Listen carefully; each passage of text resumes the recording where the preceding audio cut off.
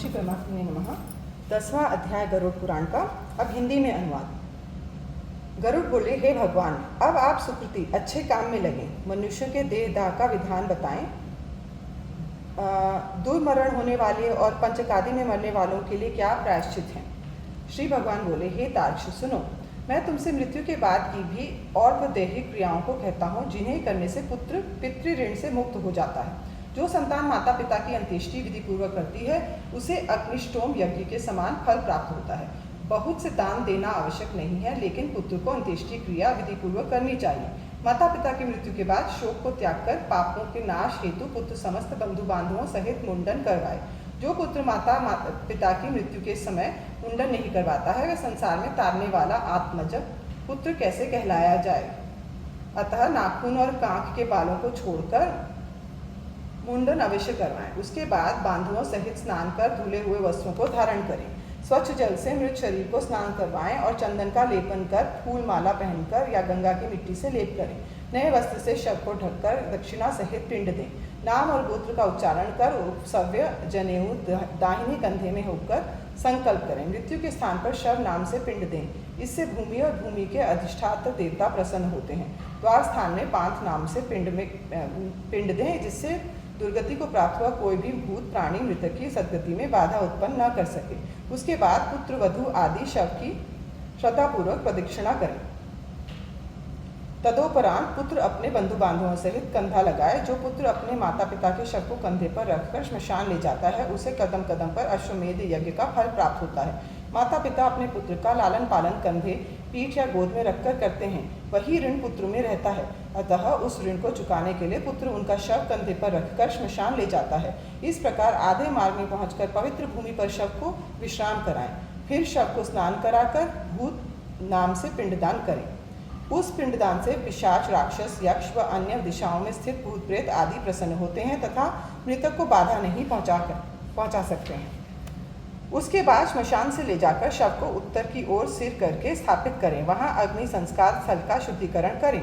भूमि को पवित्र कर गोबर से लेपें और वेदिका बनाकर कुशा से ऊर्ध्वखड़ी रेखा खींचें। उस रेखा के बीच में अनामिका और अंगूठे से मिट्टी उठाकर जल छिड़कें तथा वेद मंत्र द्वारा अग्नि स्थापित करें। द्रव्या, चिता की अग्नि, संज्ञक अग्नि का फूल, अक्षत आदि से पूजन कर लोमभ्यः स्वाहा इत्यादि वेद मंत्रों द्वारा विधि विधान से हवन करें। हे क्रव्याद अग्नि, तुम पंचभूतात्मक देव की कोख हो, संसार के कारक व प्राणियों का पालनहार हो। संसार से इस मृतक के नाशवान शरीर को स्वर्गति प्रदान कराओ। इस प्रकार अग्नि की प्रार्थना कर चंदन, तुलसी, पलाश, पीपल आदि की लकड़ियों से चिता बनाएं। हे खगेश्वर, उस शव को चिता में रखकर मृतक के नाम से 2 पिंड दें। एक पिंड चिता में और दूसरा शव के हाथ में रखें। चिता में रखने के बाद वह दिवंगत हो जाता है। मृतक का शव चिता में रखने से लेकर सपिंडीकरण होने तक उसमें प्रेतत्व रहता है, अर्थात उस अवधि में मृतक की प्रेत की संज्ञा होती है। प्रेत कल्प के ज्ञाता विद्वानों के अनुसार शव को चिता में रखने पर तक उसकी साधक संज्ञा होती है। अतः शव को चिता में रखने तक साधक संज्ञा से संबोधित करके पिंडदान करें और इसके पश्चात मृतक को प्रेत कहकर संबोधित करके दूसरा पिंड उसके हाथ में दे दें। इस प्रकार 5 पिंड देने से शव होम के योग्य हो जाता है। अन्यथा पूर्व में कहे अनुसार पिशाच, राक्षस आदि शव पर घात कर देते हैं। पुत्र प्रेत को 5 पिंड देकर तृण, तिनके आदि से अग्नि प्रज्वलित करें। यदि पंचक एक ज्योतिष नक्षत्र काल है जो अशुभ माना जाता है, अतः इस समयावधि में शुभ कार्य नहीं किए जा सकते। न हो तो ही पुत्र अग्नि दे। हे दुष्ट आत्माओं, दूर हटो, प्रस्थान करो, इस स्थान श्मशान से अलग हट जाओ। पितरों ने इस मृतक के लिए ये स्थान निर्धारित किया है। यम ने इसको ये विश्राम स्थल दिया है, जो जल दिवसों एवं रातों में भरा पूरा है। अग्नि उस मृतक को पितरों की ओर छोड़ दे। ये जो तुम्हें अर्पित है चारों ओर घूम रहा है। हे जातवेदा अग्नि, ये नव जीवन ग्रहण करे और अपने हव्यों को बुढ़ापे तक एक नवीन वायव्य शरीर से युक्त हो जाए। हे अग्नि, हम जो तुम्हें प्यार करते हैं, तुम्हें हमने स्थापित किया है और प्रज्वलित किया है। तुम प्यारे पितरों को यहाँ ले आओ जो हमें प्यार करते हैं और वे हव्य ग्रहण करें। हे मृत, उच्चतम स्वर्ग में पितरों, यम एवं अपने इष्टापूत के साथ आ मिलो। अपने पापों को यहीं छोड़कर अपने घर को लौट जाओ। दिव्य ज्योति से परिपूर्ण हो तुम नवीन शरीर में जा मिलो। सोम निम्न मध्यम या उच्चतर श्रेणियों के स्नेही पितर लोग आगे आएं और वे पितर लोग भी जिन्होंने शाश्वत जीवन या दिवंगत आत्मा का रूप धारण किया है कृपालु होवें और आगे आएं, क्योंकि वे दयापूर्ण एवं मृत्यु के ज्ञाता हैं। पितर लोग जिनका हम आवाहन करें वे हमारी रक्षा करें। हे अग्नि, पितरों के साथ जिसकी शरीर को अग्नि से जला दिया गया था, जो नहीं जलाए गए थे और जो स्वधा के साथ आनंदित होते हैं, आप मृत की इच्छा के अनुसार शरीर की अवस्था करें जिससे नए जीवन में उसे प्रेरणा मिले। अग्नि, इस मृत व्यक्ति को न जलाओ। चतुर्दिक, इसे न झुलसाओ, इसके चर्म को इधर उधर न फेंको। हे जातवेदो, जब तुम इसे भली प्रकार भस्म कर लो तो इसे मृत को पितरों के यहाँ भेज दो। हे जातवेदा, जब तुम इसे पूर्ण रूपेण भस्म कर लो तो इसे पितरों के अधीन कर दो। अब ये मृत व्यक्ति उस मार्ग का अनुसरण करता है जो इसे नव जीवन की ओर ले जाता है, तो ये वह हो जाए जो देवों की अभिलाषाओं को होता है। भूमिगत किए जा रहे शव के संदर्भ में, हे मृत, इस विशाल एवं सुंदर माता पृथ्वी के पास जाओ। ये नई पृथ्वी जिसने तुम्हें भेंट दी और तुम्हें मृत्यु की गोद से सुरक्षित रखा, तुम्हारे लिए ऊन के समान कोमल लगे। हे पृथ्वी, ऊपर उठ जाओ, उसे न दबाओ, उसके लिए सरल पहुँच एवं आश्रय बनो और इस हड्डियों के रूप में मृत व्यक्ति को उसी प्रकार ढको जिस प्रकार माता अपने आंचल से पुत्र को ढकती है।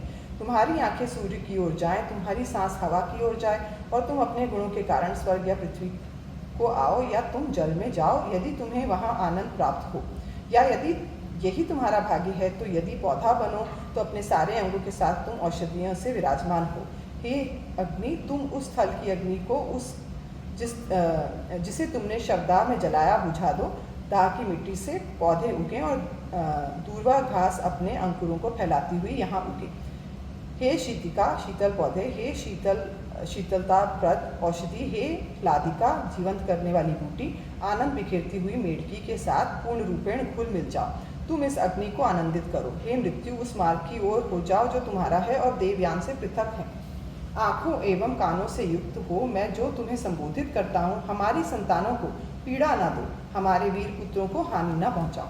हे विधाता, बचे हुए लोगों को उसी प्रकार संभाल के रखो जिस प्रकार दिन के उपरांत दिन एक एक क्रम में आते रहते हैं, जिस प्रकार अनुक्रम से ऋतुएं आती हैं, जिससे कि छोटे लोग अपने बड़े को न छोड़ें। हे बचे हुए लोगों, बुढ़ापा स्वीकार कर दीर्घायु पाओ। क्रम से जो भी तुम्हारी संख्याएं हों वैसे ही प्रयत्न करो कि तुम्हें लंबी आयु मिले।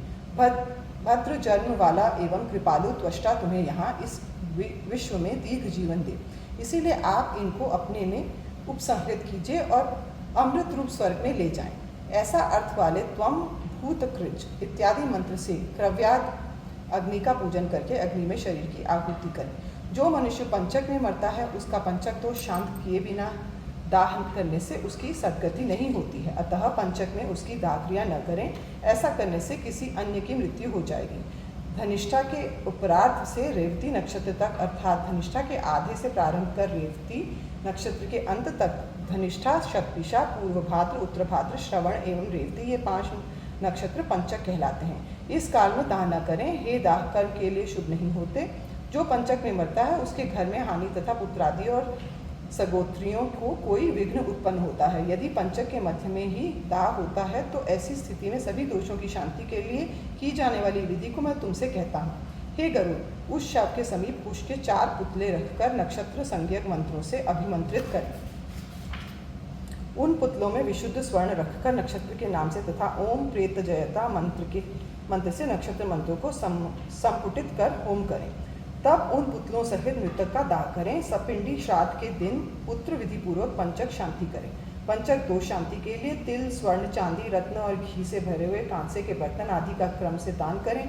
उस प्रकार जो विधि पूर्वक पंचक दोष शांति करके दाह करता है उसके कार्य में विघ्न नहीं होता और प्रेत सद्गति को प्राप्त करता है। मृतक का शरीर जब आधा जल जाए अथवा पूरा जल जाए तो उसके मस्तक का छेदन करें। गृहस्थियों के मस्तक का लकड़ी से और यतियों के मस्तक का श्रीफल नारियल से छेदन करें। मस्तक छेदन की इस क्रिया को मृतक की कपाल की क्रिया कहते हैं। पितृलोकों की प्राप्ति के लिए उसके ब्रह्म रंध्र को भेदन करने के बाद पुत्र इस मंत्र से घी की आहुति दे। हे अग्नि, तुम वासुदेव से उत्पन्न हो, तुमसे स्वर्गलोक में जाने के लिए तेजो में दिव्य शरीर उत्पन्न होता है। ये स्थूल देह तुम्हारे ही में हवी होगी, अतः तुम प्रज्वलित हो। इस प्रकार तिल युक्त मंत्र सहित घी की आहुति लेकर ज़ोर ज़ोर से रोना चाहिए। इसमें मृतक को सुख प्राप्त होता है। दाह संस्कार के बाद पहले स्त्रियां फिर पुत्र आदि स्नान कर नाम गोत्र के उच्चारण सहित तिलांजलि दें।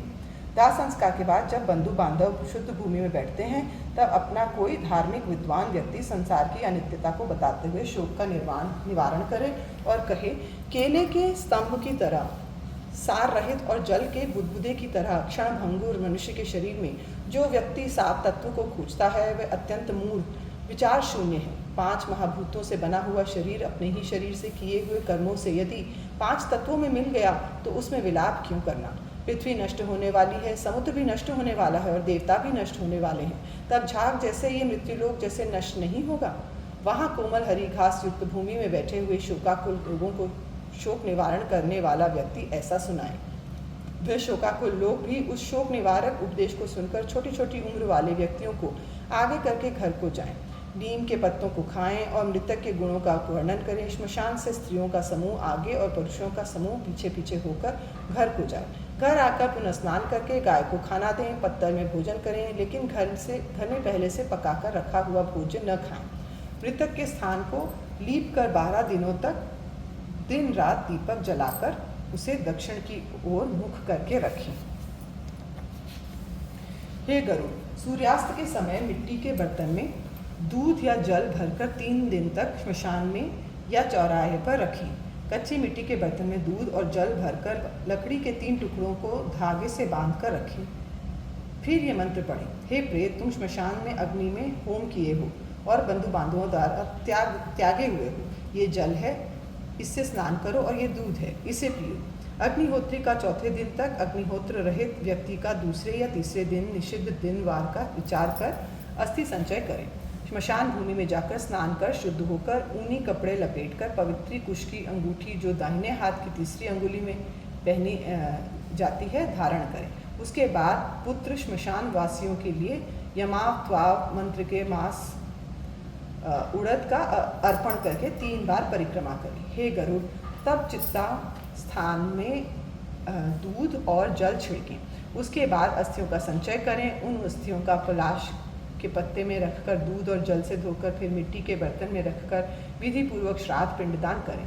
श्राद्ध स्थल में त्रिकोण वेदी बनाकर गोमय, गोबर, दूध, घी आदि से लीपें। फिर दक्षिण की ओर मुख करके 3 दिशाओं में 3 पिंड दें। चिता की भस्म संचय कर उसके ऊपर त्रिपायदान रखें और उसके ऊपर खुले मुंह वाले घड़े में जल भरकर रख दें। तब दूध और घी से मिश्रित चावल पकाकर विधि पूर्वक जल सहित प्रेत को मिष्ठान का पिंड दें। उत्तर दिशा में 15 कदम चलें। हे गुरुड़, तब वहाँ गड्ढा खोदकर अस्थि पात्र को स्थापित करें। उसके ऊपर एक पिंड दें जिससे दाह की पीड़ा नष्ट हो जाती है। तब उस गड्ढे से अस्थि पात्र को निकालकर जलाशय जहाँ जल हो वहाँ पर जाएं। जलाशय में अस्थियों को दूध से धोकर पुनः जल से धोएं। फिर उनमें चंदन लगाएं, विशेषकर कुमकुम लगाएं। उन अस्थियों को एक बर्तन में रखकर हृदय व मस्तक में लगाएं। परिक्रमा और नमस्कार कर गंगा में विसर्जित करें। 10 दिन के अंदर जिसकी अस्थियां गंगा में विसर्जित की जाती हैं उसकी ब्रह्मलोक से कभी वापसी नहीं होती है। कम से कम अस्थियां ही गंगा या पवित्र नदी में प्रवाहित करें। जितने वर्ष तक मनुष्य की अस्थियां गंगा जल में रहती हैं उतने 1000 वर्ष तक वह स्वर्ग लोक में वास करता है। गंगा जल को स्पर्श करने वाली हवा भी यदि मृतक का स्पर्श करे तो उसके सभी पाप उसी समय नष्ट हो जाते हैं। कठिन तपस्या से आराधना करने पर भगीरथ अपने पूर्वजों के उद्धार हेतु गंगा देवी को ब्रह्मलोक से मृत्युलोक में लाए थे। जिस गंगा का पवित्र यश तीनों लोकों में प्रसिद्ध है, उस गंगा ने कपिल मुनि को कोप दृष्टि से भस्म हुए राजा सगर के 60,000 वंशजों को स्वर्गलोक प्राप्त करवाया था। जो मनुष्य पूर्वावस्था में पाप कर मर जाते हैं उनकी अस्थियों को गंगा में विसर्जन करने से वे स्वर्गलोक को प्राप्त होते हैं। किसी महावन में अनेक प्राणियों को मारने वाला कोई शिकारी था जो एक दिन सिंह द्वारा मारा गया। वह शिकारी नरक में जाने लगा। उसकी अस्थियां कौवे द्वारा गंगा जी में गिर गईं, जिससे वह दिव्य विमान में बैठकर स्वर्गलोक को गया। अतः सुपुत्र स्वयं ही माता पिता की अस्थि को गंगा में विसर्जित कर 10 गात्र यानी 10 अंगों का निर्माण करें। कोई मनुष्य परदेश में, वन में या चोरों द्वारा मारा गया हो और उसका शरीर ना मिले तो जिस दिन उसकी मृत्यु की सूचना मिली उसी दिन एक कुश का पुतला बनाकर अग्नि संस्कार करें और उसकी भस्म लेकर गंगा में विसर्जित करें। तब उसी दिन से 10 दिन तक किया जाने वाला क्रियाधर्म विधान से करें और उसी दिन को साक्षी मानकर आगे के संवत्सर वर्ष भर के कर्म श्राद्ध आदि भी करें। यदि गर्भ पूर्ण होने पर किसी स्त्री की मृत्यु हो जाए तो उसके गर्भ से शिशु को निकालें और मृत शिशु को भूमिगत कर दें और स्त्री का दाह संस्कार करें। गंगा के किनारे पर मरे हुए बच्चे को गंगा में ही प्रवाहित कर दें। चूंकि आज विधान इसकी अनुमति नहीं देता, अतः शव को नियमानुसार भूमिगत कर दें। परदेश में मरे हुए 27 महीने तक के बालक को भूमिगत कर दें। 27 माह से अधिक आयु वाले बच्चे का दाह संस्कार कर अस्थियां गंगा में विसर्जित करें। जल से भरे हुए घड़े का दान करें और केवल बच्चों को भोजन करवाएं। गर्भ में ही मृत शिशु की क्रिया न करें, उसके लिए केवल दूध का दान करें। 3 वर्ष तक के बच्चे की मृत्यु हो जाए तो जल से भरे हुए घड़े और खीर का दान करें। 5 वर्ष तक के कुमार की मृत्यु होने पर बच्चों व कुमारों को भोजन कराएं तथा 10 वर्ष तक के पौगण की मृत्यु होने पर बच्चों और पुरोहितों को भोजन कराएं। 5 वर्ष तक उपनीत या अनुपनीत उपनयन या बिना उपनयन वाले बच्चे की मृत्यु हो जाए तो उसके लिए गुड़ सहित खीर के 10 पिंड दें। 11 द्वादशाह वृषोत्सर्ग और महादान के अतिरिक्त अन्य सभी कर्म पौगण की मृत्यु पर करने चाहिए। पिता के जीवित रहते हुए पौगण की मृत्यु हो तो उसके निमित्त सपिंडी आदि श्राद्ध न करें, केवल द्वादशाह में एकोद्दिष्ट श्राद्ध करें। जब तक दांत नहीं आते हैं तब तक जातक को शिशु कहा जाता है। उसके बाद जब तक शिखा चोटी नहीं रखी जाती तब तक वह बाल कहा जाता है। उसके बाद उपनयन संस्कार न होने तक सभी शास्त्रों से उसे कुमार कहा जाता है। पिता के जीवित रहते हुए पौगण की मृत्यु हो तो उसके निमित्त सिपंडी आदि श्राद्ध न करें, केवल द्वादशाह में एकोद्दिष्ट श्राद्ध करें। जब तक दांत नहीं आते तब तक जातक को शिशु कहा जाता है। उसके बाद तब तक शिखा चोटी नहीं आती तब तक बाल। उसके बाद उपनयन संस्कार न होने पर शास्त्रों में उसे कुमार कहा जाता है। छोटी उम्र के मनुष्य में विषयादि की इच्छा अल्प होती है, अतः उसकी अन्य क्रियाएं भी छोटी होती हैं। तरुण यानी 15 वर्ष तक का किशोर अवस्था में मृत्यु हो शय्यादान, विषोत्सर्ग, पददान तथा गोदान आदि करें। सन्यासियों की मृत्यु होने पर दाहकर्म, जल अर्पण, 10 दिन की क्रिया आदि कुछ भी न करें। दंड ग्रहण मात्र से ही मनुष्य नारायण का रूप हो जाता है तथा त्रिदंड ग्रहण करने में प्रेतत्व उनको नहीं होता है।